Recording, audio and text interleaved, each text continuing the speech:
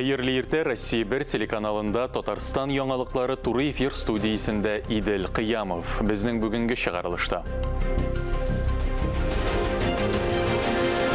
Ковидка каршы яңа мөмкинлекләр тиздән поликлиникаларда Россиядә җитештерелгән яңа вакцина кулланыла башлый. Фермерлар белемнәрен арттыра. Түбән Камадагы Эко-агропаркта бизнесны үстерү буенча осталык дәресләре узды. Яңа йолдызлар кабына Созвездие Йолдызлык Республика фестиваленең зона этаплары дәвам итә.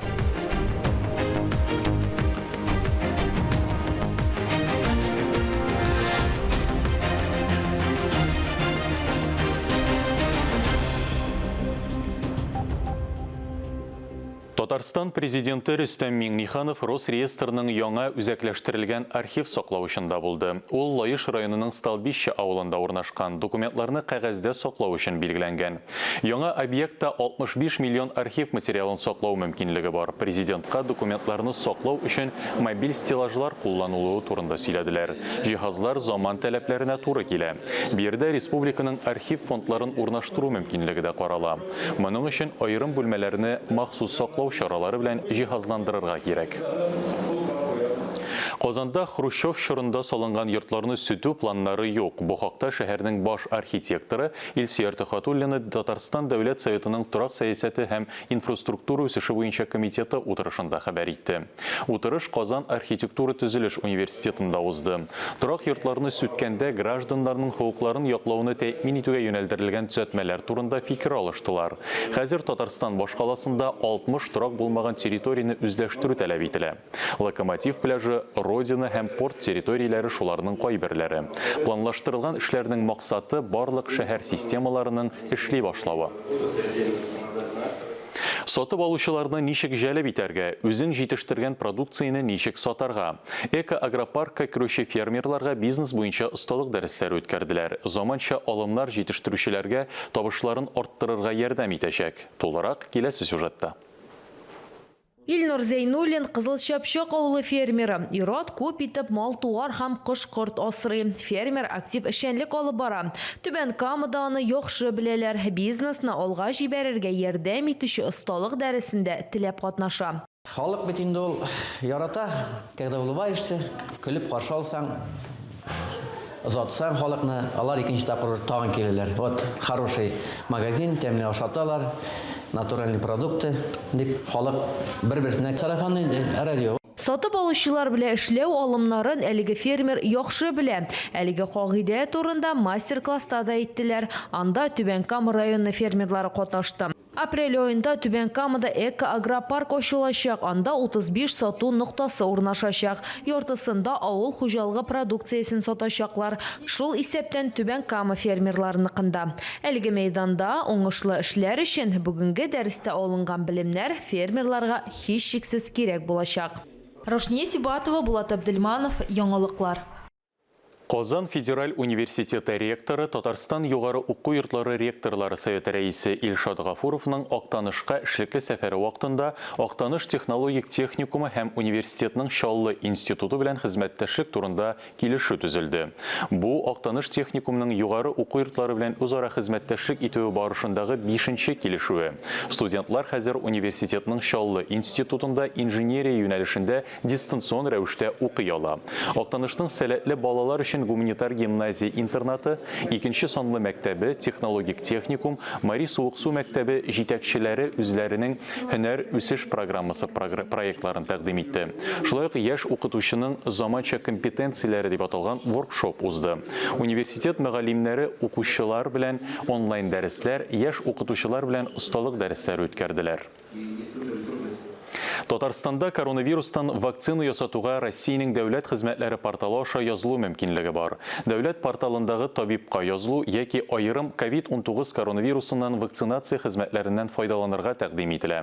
Төгәл дата һәм вакытны билгеләп булмаган очракта вакцинация узарга теләүчеләр исемлегенә язылырга кирәк. Медицина оешмаларында вакцинациягә чиратлар 2 атна алдан төзелә. Шуңа күрә прививка ясатырга язылганда медицина хезмәткәре элемтәгә кирип, вакцинациянең көнен һәм вакытын хәбәр итсен өчен шәхси мәгълүматларны да язып калдыру мөһим. Прививканың икенчесен ясатканнан соң вакцинация узу турында электрон сертификат җибәрелә. Тагын бер атнадан поликлиникаларда Россиядә җитештерелгән Эпивак вакцинация дигән икенче вакцина барлыкка киләчәк. Татарстанда яшәүчеләрнең прививка ясату өчен препаратны сайлап алу мөмкинлеге арта. Өстәвенә тиздән Ковивак препараты да куллануга чыгарылырга тиеш. Созвездие йолдызлык фестивале республикада иң популяр һәм күпләр яратып өлгергән иҗади конкурска әверелде. Буада фестивальнең зона этабы узды. Конкурс гадәттәгечә Татарстан Республикасы президенты ярдәмендә һәм ЮНЕСКО эшләре буенча Россия Федерациясе комиссиясе эгидасы белән уза. Быелгы фестиваль туган телләр һәм халыклар бердәмлеге елына багышлана.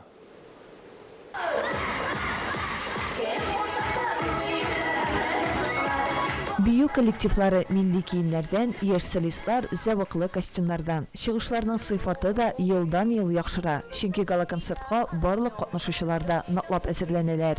Лейла Идрисова йолдызлык фестивалендә инде берничә ел катнаша. Финалга да үткәне бар. Бу ел ул үзенә призерлар рәтендә булырга максат куйган. И мой дедушка также поет, поэтому я... Җыр-моңга булган мәхәббәт миңа дәү-әтиемнән күчкән. Ул бик матур җырлый. Мин үземне аның дәвамчысы дип саныйм. Бүген Созвездие йолдызлык гала-концертында мин 3нче урынны алдым. Бу җиңүем белән горурланам. Танцами я занимаюсь уже 2 года. Бию белән мин инде 2нче ел шөгыльләнәм. Ә конференц буларак 1нче тапкыр чыгыш ясыйм.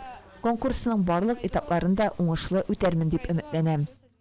Район этабы кысаларында 400-дән артык бала чыгыш ясады. Быел конкурсантларның күбесе туган телләрендә җырлар башкардылар. Ә номерлары милли бизәкләр белән баетылган иде.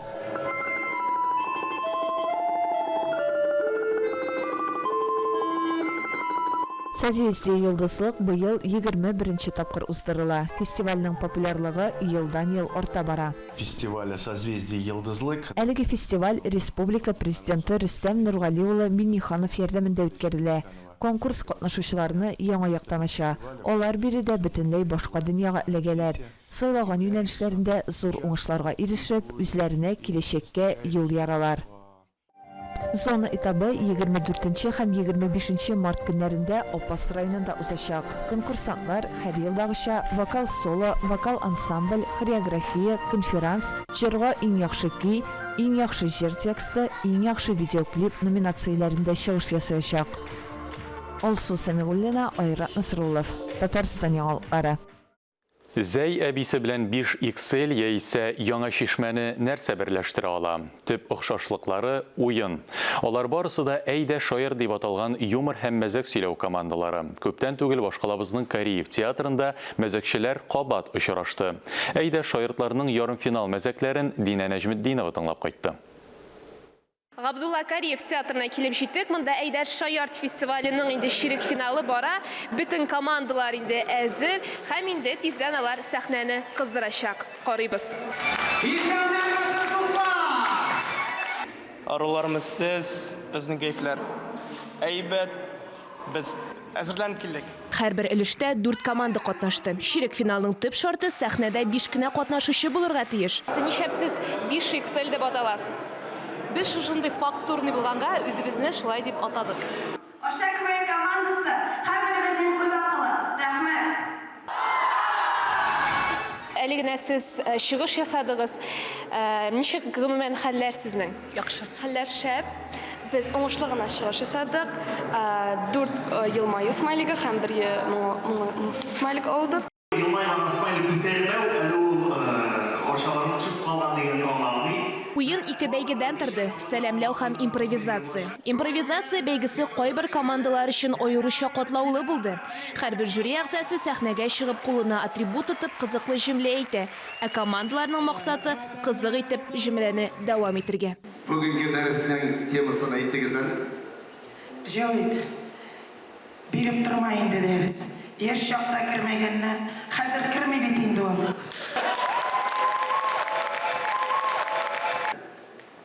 Зоопарк кедерәүлек. Нинди хәвәтләр битәсез? Сау табый, рәҗүә. Тагын бер кәҗәне алмыйсыз.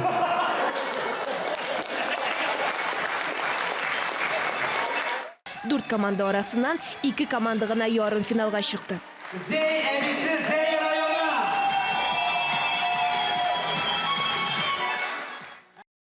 Күчлі командалар иде. Узган ел белән чагыштырганда Әйдә Шаяртның дәрәҗәсе, уен дәрәҗәсе күтәрелә, орта командалар көчәйгәннән көчәя. Шуңа күрә бүгенге уен авыр булды. Авыр булды, җиңел генә бирелә торган уен булмады. Сез инде ярым финалга үттегез. Гомумән бүгенге уен сезгә ничек? Шәп, әлбәттә, инде дулкынлану дигән әйбер бар. Һәм инде мондый тамашачы белән, мондый жюри әгъзалары белән ничектер җиңел кирдек. Мәсәлән, теге сезонда без ярым финалга хәтле үттек, финалда төшеп калдык. Монда инде безнең икенче максат һәм инде ахырына җиткерергә дип уйлыйбыз. Динә Нәҗметдинова, Тахир Хәсәнов, Татарстан яңалыклары. Синоптиклар фаразлавынча, бүген 11 мартта республикада бераз кар яуы ихтимал. Һава температурасы 12 градустан 17 градуска кадәр салкын булачак. Иртәгә җомга көнне явымсыз диярлек. Төнлә температура 25 градус, көндез 7 градустан 12 градуска кадәр салкын булырга мөмкин. Алдан фаразлаулары буенча шимбә көнне дә явым-төшемнәр булмаячак. Һава температурасы төнлә 15-20, көндез 5 градустан 10 градуска кадәр салкын булар дип көтелә. Татарстан хөкүмәте 2021-2022 елларга өлкәннәр һәм инвалидларны карау буенча караучы, ягъни сиделка проектын тормышка ашыруны хуплады. Демография илкүләм проектының өлкән буын программасында узак вакытлы карау хезмәте күрсәтү инициативасы каралган. Проектның пилот версиясе 2019 елда эшли башлады. Ул чакта пенсия яшенә җиткәннәр, шулай ук мөстәкыйль рәвештә йөрү мөмкинлеге булмаган һәм социаль хезмәт күрсәтүгә мохтаҗ дип танылган инвалидлар хезмәт күрсәтүгә исәп тота ала иде дип хәбәр ителде. Хезмәт жан башына уртача керем төбәктәге 2 тапкыр яшәү минимумыннан түбәнрәк яки шуңа тигез булган кешеләр өчен түләүсез. Быелдан проект штат режимында эшли башлый. Өлкәннәрне һәм инвалидларны озак сроклы карау хезмәте республиканың барлык районнарында күрсәтелә. Тиздән халыкара урманнар көне билгеләп үтелә. Татарстан радиосының чираттагы иртәнге туры эфир тапшыруы республикада урманнарны саклау, яшь үсентеләр утырту, урман хуҗалыгына квалификацияле белгечләр әзерләү мәсьәләләренә багышланды. Тапшыру кунагы үз гомерен урманчылыкка багышлаган тәҗрибәле белгеч, Казан дәүләт аграр университетының урман хуҗалыгы һәм экология факультеты профессоры, Россиянең һәм Татарстанның атказанган урманчысы Харис Мусин тыңлаучыларының күп санлы сорауларына җавап бирде. Biz de аңа берничә сорау белән мөрәҗәгать иттек. Харис Гайнетдинович, хәерле иртә. Табигатьтәге глобаль җылыту урманнарның гомуми торышына ничек тәэсир итә? Мин зур зыян урманнарга китерде дип, бу табигатьнең менә бу борчулары безне әйтмәс идем. Нәрсә өчен? Быел температура 40, ondan dağın түбәнгә төшмәде. Безнең агачларыбыз гомумән шушы температурага чыдамлы булып эволюция чорында инде формалашканнар. Быел кар бик күп. Кар инде ул су инде ул туфрактагы дым. Бу инде сүздә юк. Авыл хуҗалыгы игеннәренә дәген уңай йогынты ясый, бакчачыларга да бик уңайлы, бик уңай шартлар тудырыла. Урманнарны карап саклап тоту, яшь үсентеләр утырту буенча эшне ничек бәялисез? 2006 елны яңа урман законы кабул ителде Россия. Аңа кадәр булган урман законнарындагы уңай яклары бар иде. Монсының да уңай яклары бар. Шул ук вакытта тегесендә дә күп кенә тискәре якларын күрәдер, эшләгән дәврдә бүгендәген. Менә 2006 елгы урман законында питомниклар, утырту кәлшәләре үстерү каралмаган иде. Шулай булса да Татарстанда без үзебезнең барлык питомникларыбызны саклап калдык. Шуның өстенә әле тагын ябык тамырлы кәлшәләр үстерә торган урман селекция үзәге барлыкка килде Саба районында, Саба урман хуҗалыгында дип әйтергә кирәк. Менә бу ябык тамырлы кәлшәләрне үстерү инде ул килде безгә Финляндиядан, Швециядән, аны белән шөгыльләнә гомумән Европа Безнең үзәгебез жылга 12 миллион кәлшә үстереп бирә. Шуның өстенә тагын 2 төрле яңалыгы бар аның. Бу үзәктә без шулай ук декоратив, яшелләндерү өчен агачлар үстерәбез. Монысы бер. Икенчедән, менә агачның күзәнәгеннән бу инде биотехнология, аларга тамыр җәйдереп, biz әйтәбез инде наследственно үзенең уңай сыйфатларын бозмыйча яңа кәлшәләр үстерү лабораториябез бар. Агач утыртырга теләгән аерым кешеләргә яшь үсентеләрне кайдан алу мөмкинлеге бар? Бүгенге көндә республикада язын, көзен 2 мәртәбә урман утырту көне уздырыла. Бу 2011 елдан бері республика туган бик уңай күренеш, моны бөтен Россия хәзер күтәреп алды. Җирле урманчылыкларга мөрәҗәгатьләргә кирәк. Шулар сезне тәшкил итәргә тиеш инде менә шу агач утырту материаллары белән. Агач утырту материалларына республикада кытлык юк.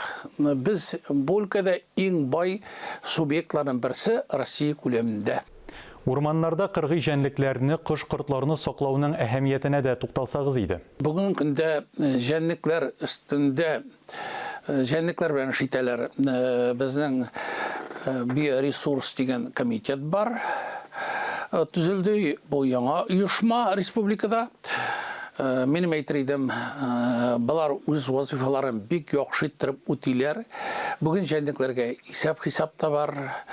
Аларның соннары дагы ничектер билгеләнгән һәм шушы белгечләр әйткән күләмдә генә регулировать ителә һәм аларның бер зыяндай урманга без инде Татарстанда үзебезне менә бу бүгенге булган урманнарыбыздан башка күз алдына китерә алмыйбыз.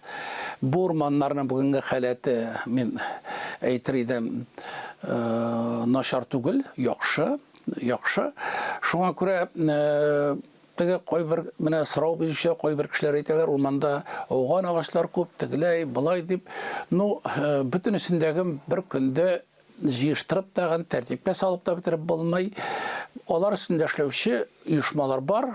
Республикада 31 урманчылык һәм 31 урман хуҗалыгы бар. Бу коллективларны без саклап алдык менә бу үзгәртеп кору чорында. Алар дәвамлы иттереп, матур иттереп, урманнарыбызны кайгыртып, үстереп, бүген көндә үзләре урманга хезмәтләрен куялар. Харис әфәнде, урманчы һөнәренә яшьләр теләп киләме? Укыту мөмкинлекләре нинди? Урман хуҗалыгыннан киттем дип әйтеп булмый, барыбер шул урман белән яшәйм инде мин. Бүген көндә ул хуҗалыгы университетының урман һәм экология факультетында мин укытам. Яшьләр күбрәк менә урман белгечлегенә лесной дел дип атала ул. Моңа күбрәк авылдан киләләр, урманны аңлап, менә урманда эшләрмен дип менә шундый кешеләр киләләр. Аларны укытулары рәхәт, алар белән сөйләшү дә якын. Аның инде күбесе менә бүген көндә теге урман хуҗалыгында эшлиләр. Менә берсен әйтер идем инде мин, бу урманчылыгы җитәкчесе Илнар. Бу инде бездә укып чыкты. Безне инде укытучылар дип, үземнең укытучыларын дип саный. Ул да безне якын итә, киңәшен сорый кирәк вакытта. Без дә инде менә үзебезнең балабызга караган шикелле карап торабыз. Кем үзе артыннан, үзеннән соң җир йөзен, безнең планетабызны яшел бизәкләргә бизәкләп китә. Бу урманчылар гына булдырала. Үзләренең утырткан агачлары белән җир шарын, бигрәк тә туган җирләрен, республикасын, Рәсәйне яшел урманнарга күмеп, без теге бакый дөньяга китеп барабыз. Бу менә хас урманчыларга гына менә моны яшьләр аңласын иде. Безгә килсәләр инде алар укырга, менә мин аларга үземнең үз балаларыма булган шикелле карашымны биреп, кайгыртып алар турында үзем белгәнне өйрәтеп, аннан соң бит әле укытучының бөек бір шарты бар. Сенің оқушыларың өзіңнен көп білерге тиіш. Мене шушыңа маш кетіріп, шушындай давамды урманшылар тәрбиелерге мен риза. И бүгінгі күнде кімнер 11 класс сынып бітірген кішілер бар. Барысындағын өзімізге шақырабыз. Келігіз тәрбиелеп, матур иттіріп, урманшы иттіріп тәрбиелеп, ватанымызға, урманларыбызға, республикамызға, Россияға, ғұмумен планетаға хизмет етердей кішілер тәрбиелер едік. Келігіз күтіп қалабыз барығыздағын. Әңгәмәгез өчен рәхмәт. Актуаль әңгәмә сәхифәсенең бүгенге кунагы Казан дәүләт аграр университетының урман хуҗалыгы һәм экология факультеты профессоры, Россиянең һәм Татарстанның атказанган урманчысы Харис Мусин иде. Әлеге сәгатькә шундый яңалыклар иде. Мин Идел Кыямов, бүгенгә сезнең белән сау булашам. Исән-имин, сау-сәламәт булыгыз.